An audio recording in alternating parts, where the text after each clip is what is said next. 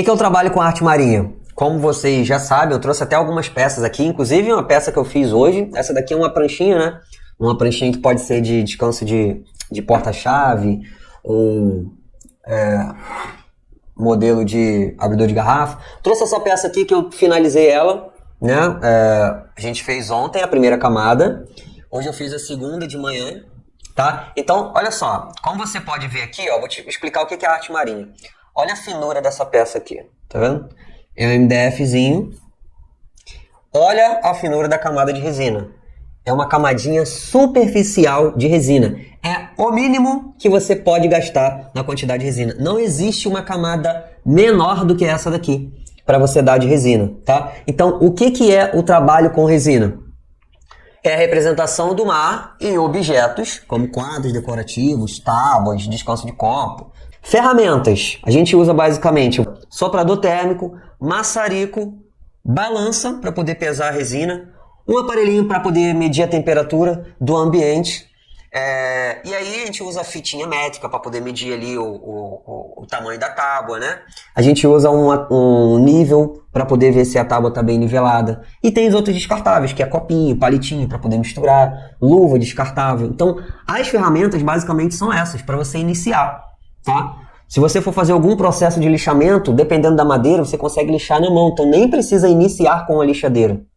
Tá? E dependendo do trabalho que você vai fazer, você nem precisa de lixadeira. Por exemplo, esse daqui é um trabalho decorativo. Não precisa de lixadeira. Ó, tem 3 gotinhas de resina aqui, ó. 3 não, tem 9 gotinhas de resina aqui, que para eu tirar basta eu utilizar o soprador térmico. Então não preciso de lixadeira para um trabalho decorativo. Eu posso fazer um relógio aqui, eu não vou tocar na lixadeira.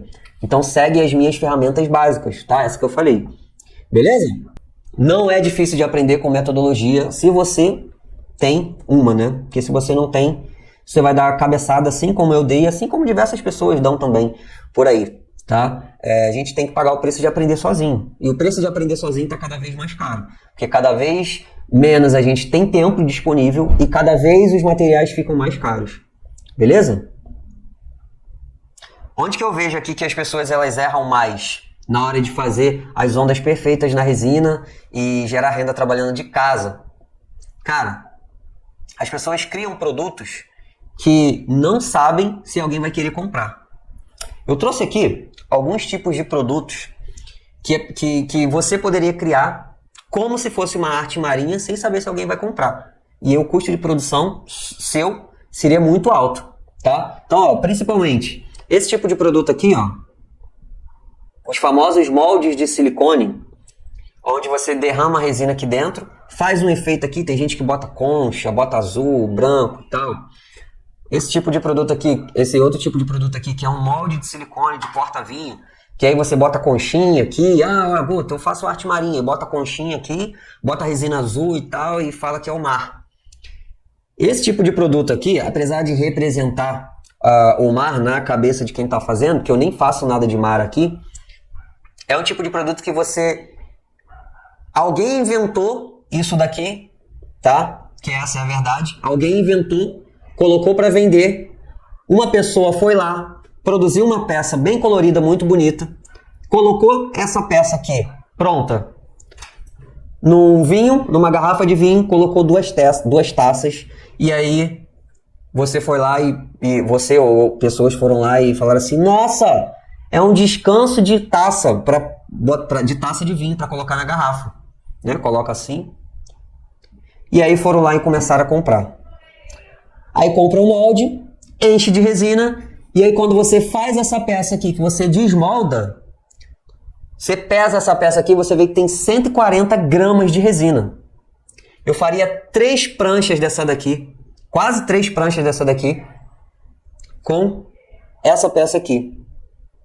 Se eu fosse fazer ela maciça de resina. Então, as pessoas elas criam, né, esses moldes de silicone, outras pessoas vão lá, compram, enchem isso daqui de resina, mas nem sabe se o cliente gostaria de comprar isso daqui. Porque essa peça ela não tem uma usabilidade. Porque você tira uma taça daqui e a peça cai a outra taça.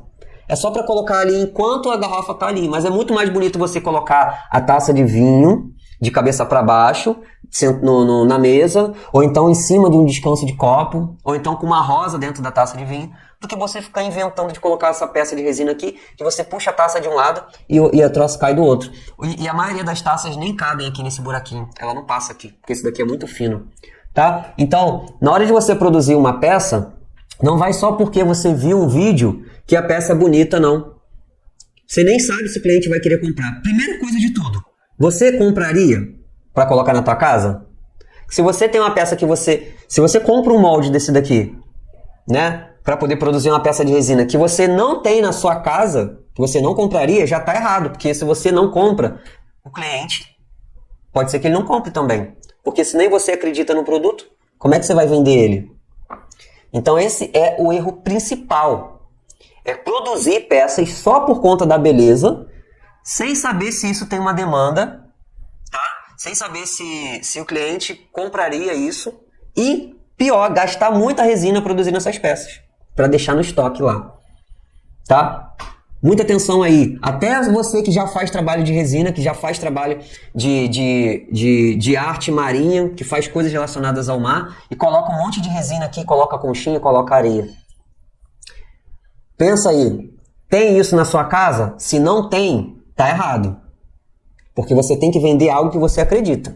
Aqui, minha casa tem quadro, minha casa tem bandeja, minha casa tem tábua de colocar pizza, tem dominó, eu jogo meu dominó aqui. O dominó é um molde que eu gosto, o meu é de areia de praia.